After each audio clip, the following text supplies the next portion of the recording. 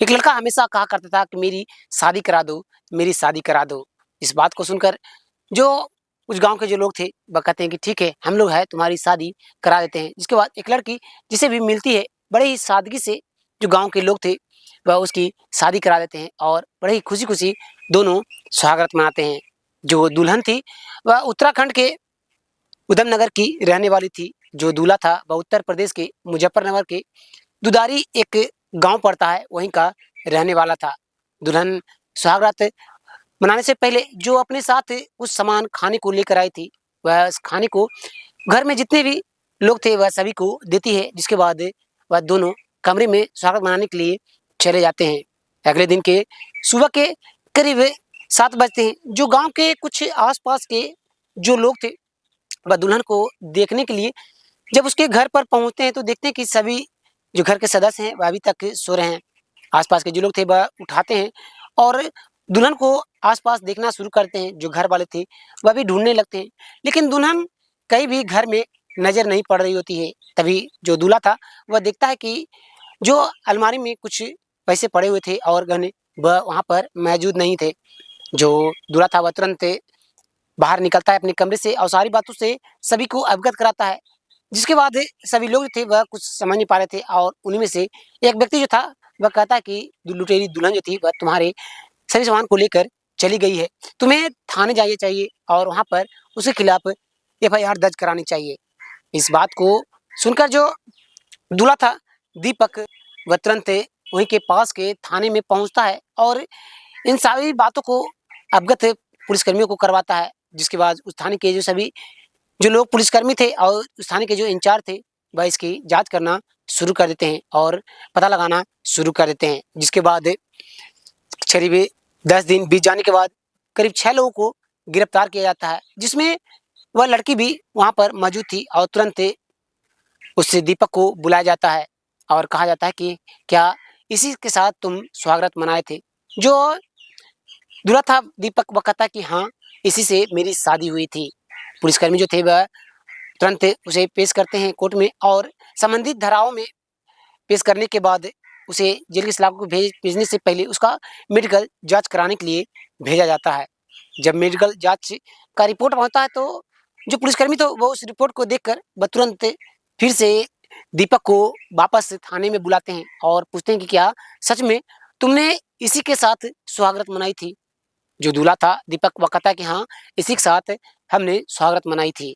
जो पुलिसकर्मी थे, वह बार-बार 2-3 बार इस बात को दीपक से पूछते हैं। जो दीपक था, वह कहता है कि आप ऐसा क्यों बार-बार पूछ रहे हो एक ही बात को?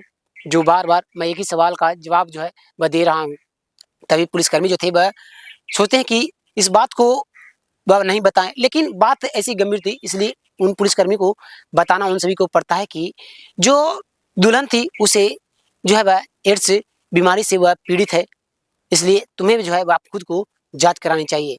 जैसे ही इस बात को दीपक के जो घरवाले थे और गाँव वाले, वह सभी इस बात को सुनते हैं, तो वह सभी सोच में पड़ जाते हैं, बड़े ही हैरान होते हैं और जब इस बात की जानकारी और भी जो 6 लोग थे, उस महिला के साथ उन सभी से जब पूछताछ की जाती है, तो बस उन सभी लोगों को भी पता नहीं था कि उस महिला को एड्स की बीमारी से वह पीड़ित है। जिसके बाद उसका इलाज चलना शुरू होता है और जेल की सलाखों के पीछे भेज दिया जाता है और जेल में जाने के बाद जो जेलर था, वह उस लुटेरी दुल्हन को अपने पास बुलाता है और कहता है कि आज तक तुमने कितने लोगों के साथ सुहागरात मनाई होगी? जैसे इस बात को वह दुल्हन सुनती है, तो वह कहती है कि 5 से 6 लोग। जैसे ही लुटेरी दुल्हन की बातों को जेलर सुनता है, वह तुरंत उस थाने के इंचार्ज को इन्फॉर्म करता है और सारी बातों से अवगत कराता है कि जो लुटेरी दुल्हन है, जिन्हें आपने जेल में भेजा है, वह उस लड़के से पहले 5 लोगों के साथ और भी स्वागत मना चुकी है और वह कितने लोगों को ये बीमारी दे चुकी है। जो पुलिसकर्मी थे, वह तुरंत इस बात को जैसे ही सुनते हैं, वह पता करना शुरू कर देते हैं और करीब 3 लोगों को ढूँढ लिया जाता है, जिसके बाद उन सभी का जो है वह सही तरीके से इलाज चलना शुरू हो जाता है। दरअसल आज की कहानी को सुनकर आपको हैरानी भी होगी और हँसी भी आएगी और आपको गुस्सा भी आएगा। एक घटना है, बिहार के एक जगह पड़ता है, एक जिला पड़ता है कैमूर।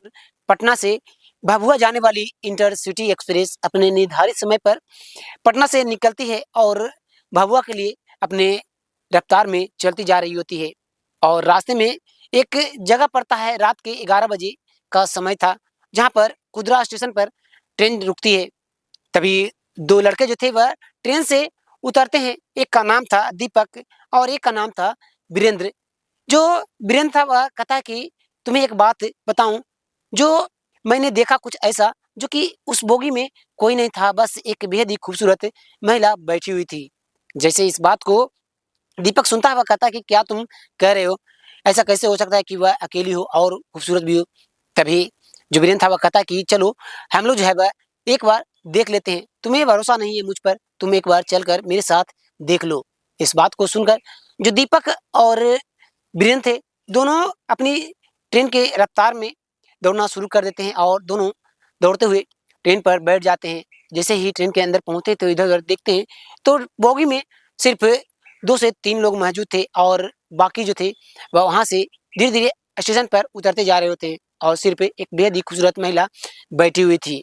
ट्रेन जो थी वह रात के 11 बजे कुदरा स्टेशन से खुलती है, जिसके बाद जो दीपक था वह तुरंत पहुँचता है उस महिला के पास और उससे पास बैठकर उसे बातचीत करने की कोशिश करने लगता है। लेकिन जो वह महिला थी वह चुपचाप सी और वह उसके तरफ न देखकर वह खिड़कियों से बाहर देखना शुरू कर देती है। समय जो था वह बीत रहा था। उधर जो वीरेंद्र था वह कहता है कि दीपक ऐसे टाइम जो है वह पास करने से क्या फ़ायदा? जो कुछ देर में ही भभुआ आ जाएगा और ज़्यादा दूर भी नहीं है, 20 किलोमीटर है और लास्ट स्टेशन है। इसलिए हम लोग जो है वह यहाँ से जल्दी उतर जाएँगे। इस बात को सुनकर जो दूसरा था वह कहता है कि जब हम दोनों आ ही चुके हैं तो कुछ जो है वह यहाँ सर करके ही जाएँगे। इस बात को कहकर जो दोनों थे वह तुरंत ही उस बोगी के गेट को लगाते हैं, सभी खिड़कियों को बंद करना शुरू कर देते हैं। जो वह महिला थी वह कहती है कि तुम दोनों जो है वे ये क्या कर रहे हो? तभी उनमें से जो दीपक था वह तुरंत उस महिला के पास पहुँचता है और कहता है कि चुपचाप तुम बैठी रहो। इस बात को सुनकर वह महिला कुछ समझ नहीं पा रही होती कि वह क्या बोले और क्या करे, किसको आवाज़ लगाए, क्योंकि ट्रेन जो थी वह अपनी रफ्तार में चलती जा रही होती है। वह चिल्लाती भी तो कोई उसका सुनने वाला नहीं था। जो दोनों थे वह सारी खिड़कियों को बंद करने के बाद उस महिला से संबंध बनाना शुरू कर देते हैं। वो महिला मना करती रहती है कि तुम जो है वह ठीक नहीं कर रहे हो, तुम्हें जो है बाद में काफ़ी पछताना पड़ेगा। मैं जो हूँ वह तुरंत वहाँ स्टेशन आने के बाद सभी को बता दूँगी। इस बात को सुनने के बाद भी उन दोनों पर कोई भी असर नहीं हो रहा होता है। जो रफ्तार थी ट्रेन की वह चलती जा रही होती है भभुआ के से करीब 20 किलोमीटर से स्टार्ट हुई थी ये कहानी और भभुआ के पास जैसे ही पहुँचती है, तो भभुआ के जो सीआरपीएफ के वहाँ पर सभी मौजूद थे रेलवे स्टेशन पर। वो सभी बारी-बारी से सभी बोगी में देखना शुरू कर देते हैं कि कहीं कोई बोगी में सोया हुआ तो नहीं है, ताकि उन्हें बाहर निकाला जाए, स्टेशन पर भेजा जाए। इसलिए बारी-बारी से सभी बोगी में सीआरपीएफ के जो कुछ जवान थे, वो तुरंत सभी बोगी को देखना शुरू कर देते हैं। उसी प्रकार से उस बोगी के पास जब सीआरपीएफ के जवान पहुँचते हैं तो देखते हैं कि दरवाज़ा जो है वह अंदर से बंद है और सारी खिड़कियाँ भी बंद पड़ी हुई है अंदर से और किसी महिला की आवाज़ें आ रही है। जो पुलिसकर्मी थे, सीआरपीएफ के सभी जवान थे, वह कहते हैं कि अगर अंदर कोई भी मौजूद हो तो चुपचाप से दरवाजे को खोलो और बाहर निकल जाओ, तभी तो तुम्हारे लिए ठीक रहेगा। जैसे ही इस आवाज़ को वह महिला सुनती है, वह कहती है कि मुझे बचा लीजिए सर, मुझे जो है वह ये 2 लोग तंग कर रहे हैं। इस बात को सुनकर जो सीआरपीएफ के जवान थे, वह किसी तरीके से दरवाजे को खोलने की कोशिश करते हैं, जिसके बाद किसी तरीके से दरवाज़ा खुलता है और उन दोनों को तुरंत पुलिस जो थी वह गिरफ्तार करती है, जिसके बाद उन दोनों को वहीं के पास के थाने में ले जाता है और उन दोनों से पूछताछ की जाती है। दोनों जो थे वह बताते हैं कि दोनों कैमूर के रहने वाले हैं और दोनों घूमने के लिए गए थे और जब रास्ते में हम दोनों को वह मिली, तो हम दोनों जो है वह खुद को रोक नहीं पाए। पुलिस जब इन दोनों की बातों को सुनती है तो तुरंत इनके घरवालों को खबर देती है। जो सभी घरवाले थे वह सभी बताते हैं कि ये दोनों जो है वह पढ़ाई किया करते हैं और पटना में और पटना से ही ये दोनों आ रहे थे।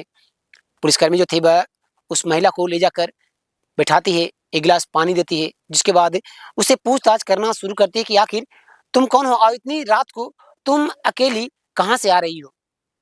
जैसे इस बात को वह महिला सुनती है, वह कहती है कि मैं गया से आ रही हूँ और मुझे जो है वह एड्स है, मैं एड्स से बीमारी से पीड़ित हूँ।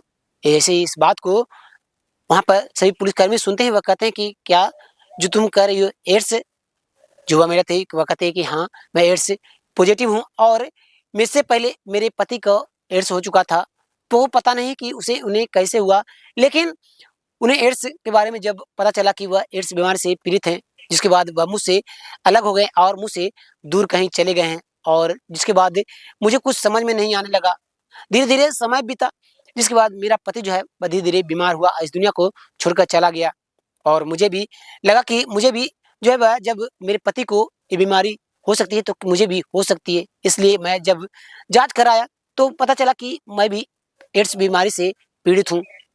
जो वह महिला थी वह कहती है कि जिसके बाद मैं गया कि हॉस्पिटल में जाकर वहाँ पर अपना इलाज कराना शुरू कर दिया और हर महीने में करीब 3 से 4 बार मैं गया जाती हूँ और वहाँ से अपने इलाज को करा रही हूँ।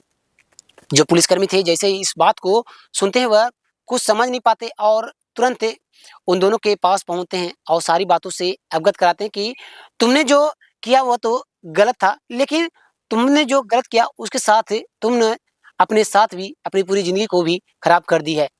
और इस बात की जानकारी जो थी वह जब उन दोनों लड़कों के माता-पिता को पुलिस जो देती है कि जिस महिला के साथ इन दोनों ने संबंध बनाया, रेप किया, उस महिला को एड्स बीमारी से वह पीड़ित है। जैसे ही घरवाले इस बात को सुनते हैं, वह सभी लोग जो थे वो रोना शुरू कर देते हैं कि ये क्या हो गया? पुलिसकर्मी जो थे वह तुरंत उन दोनों के ऊपर संबंधित धाराओं में केस को दर्ज करते हैं, जिसके बाद उन दोनों को जेल की सलाखों के पीछे भेज दिया जाता है और जो वह महिला थी, वह अपने घर को चली जाती है।